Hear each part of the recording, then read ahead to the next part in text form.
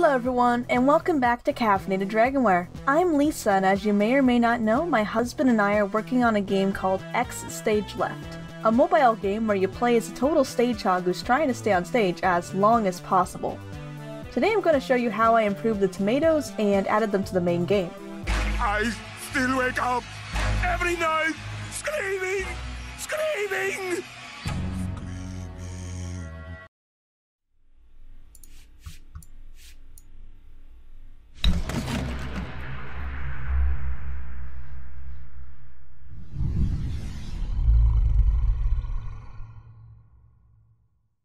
So I kind of completely messed up my OBS settings, and now the first 30 minutes of footage has a white screen where my code editor should have been.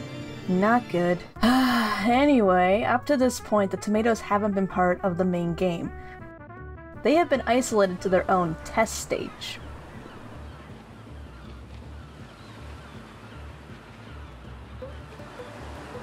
Now to move you to the main game.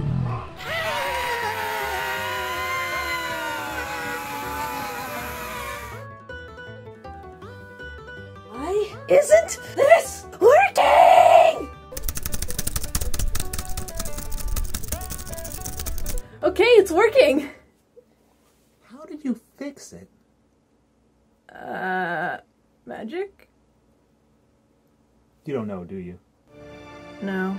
Well, now the tomatoes are part of the main game, but they just fly past their target. Oh well, I'll put a pin in that for now, and go straight to working on the tomato movement system since that is bugging me so much right now. I tried to adjust the speed of the tomato by adding more transitions with varying results. Then I finally parted ways with the old movement system that had the tomato move to 5 points on its way to the target. And I introduced a new movement system that applies force to the tomato, allowing it to move kind of like a bullet. Using the logic from the old system, I got the tomato to move left and right depending on the player's position. However, just like a runaway train, the tomato still wasn't stopping. To fix this issue, I removed the force acting on the tomato when it reached its target. This resulted in the aim being a little off due to Newton's first law. An object in motion tends to remain in motion. So, much like a car slamming on the brakes, my tomato would skid a little past its target. I adjusted the aim a bit by stopping the tomato's velocity a little bit before the target. The next hurdle was shrinking the tomato to sell the illusion of it getting further from the camera as it made its way to its target. My tinkering produced some interesting results. So, I changed tactics and tried using an animation to make the tomato shrink.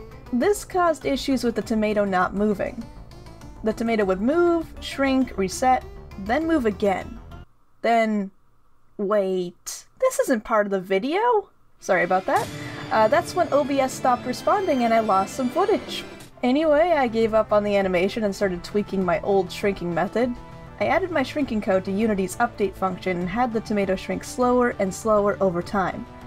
It's still not the best since it's a little choppy, but at least it works.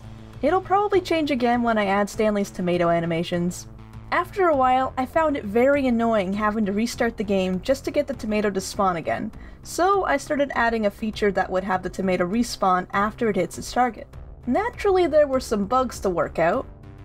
Then something amazing happened.